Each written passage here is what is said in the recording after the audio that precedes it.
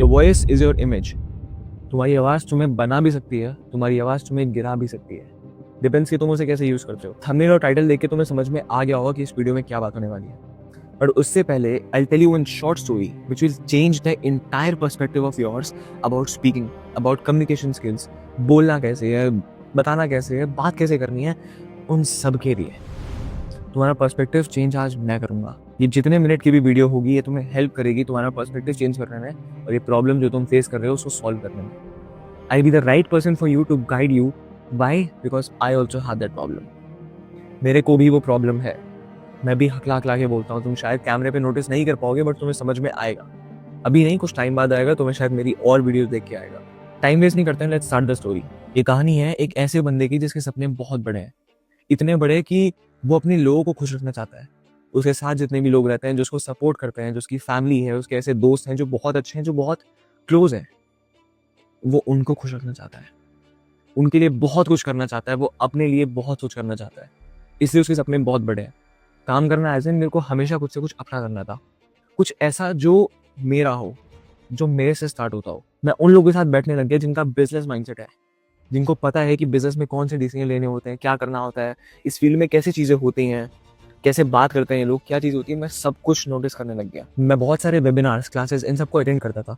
क्यों? ताकि मेरे को उसका पूरा एक नॉलेज मिले, एक पूरी समरी मिले कि क्या होता है इस फील्ड में, क्या चीज़ें होती हैं, कैसे काम करता है, लोग कैसे सोचते हैं, बिजनेस कैसे होता है, क्या नहीं होता है, क्या करना चाहिए जब कोई प्रॉब्लम आ जाए, क्या करना चाहिए जब कोई बहुत बड़ा काम आ जाए। ये सब सीखने के लिए मैं बहुत चीज़ें करता था। मैं बहुत सारे लोगों के साथ बैठता था बट एक चीज़ मेरे को इन सब में नोटिस होने लग गई। वो थी the problem of speaking clearly. वो मेरे से हो ही नहीं रहा था। अभी मैं ऐसे लोगों के साथ बैठता था जो मुझसे बड़े हैं, जिनका काम मेरे से बड़ा है, जो अपना काम करते हैं, वो मतलब हर चीज़ में मेरे से बहुत बड़े हैं, एज में, काम में, हर चीज़ में। उनके सामने मेरी स्टैमरिंग और ज़्यादा होने लग गई। मैं ऐसे बात करता था मैं। ये हकलाने की प्रॉब्लम मुझे पहले भी थी बट कोई रियलाइज़ करवाने वाला नहीं था। जैसे ही मैं बड़ा हुआ ना, जैसे ही मैं कुछ अलग करने लग गया, जैसे ही मैं इन बड़े बड़े लोगों के साथ बैठने लग गया, तब मेरे को रियलाइज़ होना स्टार्ट हुआ कि क्लियरली बोलना कितनी बड़ी चीज़ होती है उन लोग के लिए जो बात भी नहीं कर पाते हैं, जिनको ऑडियंस के सामने दिक्कत होती है, जिनको नॉर्मल लोगों से बात करने में दिक्कत होती है। मैं एटलीस्ट लोगों से बात कर पा रहा हूँ लेकिन उसके अंदर मैं क्लियर नहीं हूँ। एंड वहाँ मेरी बेइज्जती होना स्टार्ट हुई। वहाँ मैंने रियलाइज़ किया कि लोग मेरे को उस नज़र से नहीं देख पा रहे जिस नज़र से वो मेरे को देख सकते हैं। जितना मेरा पोटेंशियल है वो यूज़ नहीं हो पा रहा है। क्यों? बिकॉज मैं क्लियरली नहीं बोल पाता हूँ। एंड ये हर्ट मेरे को और ज़्यादा हुआ जब मेरी फैमिली, मेरे फ्रेंड्स मेरे को इस चीज़ पे टोकने लग गए कि अबे तो हकला है, अबे तो पागल है, क्या करता है, इसके बोलने में तो स्पीड ब्रेकर आ जाता है। लोग मेरे को क्या बोलते हुए पता है कि अबे जल्दी बोलोगे पनवेल निकलना कल सुबह। वो अटेंशन जो मेरे को मिलनी चाहिए थी वो नहीं मिलती थी। क्यों? बिकॉज एक ही प्रॉब्लम थी कि मैं अच्छे से बोल नहीं पाता हूँ। उस टाइम मैंने कसम खाई थी कि मैं ये प्रॉब्लम ठीक करके रहूँगा।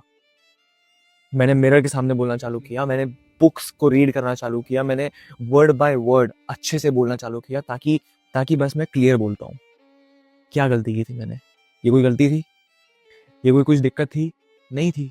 बट तब भी ये एक प्रॉब्लम ने मेरे को हर चीज़ से पीछे खींच रखा था कि मैं कोई भी चीज़ करने जाऊँगा ना, उसमें एक चीज़ लगती है यार, वो है तुम्हारा कॉन्फिडेंस। और तुम्हारा कॉन्फिडेंस तुम्हारी बातों में झलकता है। बट क्या फ़ायदा अगर तुम बात ही ना कर पाओ? तुम्हारे में कॉन्फिडेंस रहेगा लेकिन तुम बात नहीं कर पाओगे क्योंकि तुम स्टैमर करते हो और सामने वाले को लगेगा कि अरे तो स्टैमर करता है, ठीक है, ये तो हकला रहा है, मतलब इसमें कॉन्फिडेंस नहीं है। पता है सेल्स कॉल्स बहुत सारी होती हैं जो वो कट जाती हैं इस चीज़ को लेके, सिर्फ एक प्रॉब्लम को लेके कि अगर सामने वाला बंदा अच्छे से बोल नहीं पाया तो। ये प्रॉब्लम मैंने फेस की है, मैं सिर्फ बता रहा हूँ चीज़। मूविंग ऑन, मैंने बहुत चीज़ें करना स्टार्ट की। मैंने मिरर के सामने बोलना स्टार्ट किया, मैंने बुक्स रीड करना स्टार्ट किया, मैंने सब चीज़ की जिससे ये एक प्रॉब्लम बस ठीक हो जाए। मैं कोसता था अपनी जीभ को, मैं लेजिट बुरा बोलता था अपने लिए, अपनी जीभ के लिए कि अरे साला काट दो ना इससे अच्छा कि अगर मैं बोल नहीं पाता हूँ तो रहने दो ना फिर यार, क्यों, क्या फ़ायदा बोलने का। मैं भगवान को क्या बोलता था पता है? कि अगर आप मेरे सपने बड़े रख रहे हो तो एटलीस्ट ये एक प्रॉब्लम ठीक करो। अगर ये नहीं ठीक कर सकते तो मेरी जुबान काटो अलग या मेरे सपने छोटे रखो अलग। मैंने एक टाइम पे तो भगवान को भी गालियां दी है भाई। क्यों? क्योंकि मैं ये बोल नहीं पाता हूँ। मेरी इतनी मीटिंग्स, इतने पैसे, इतने मेरे लाखों रुपए छूटे हैं। क्यों पता है? क्योंकि मैं बोल नहीं पाता हूँ। मेरी इतनी सारी अपॉर्चुनिटीज बहुत जगह छूटी हैं। रीज़न क्या था? क्योंकि मैं बोल नहीं पाता।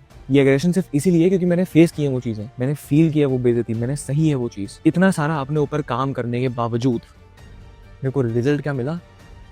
घंटा, I am telling you again, घंटा, कुछ नहीं। एंड एंड में तुम्हारे पास बस एक चीज बचती है, जो तुम अगर ये कर लिया तो ये प्रॉब्लम तुम्हारे सामने इतनी छोटी हो जाएगी ना कि तुम इसको ओवरकम बहुत आसानी से कर लोगे।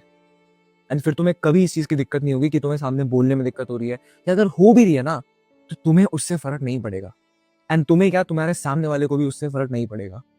क्यों पता है? क्योंकि तुमने वो मानना बंद कर दिया है।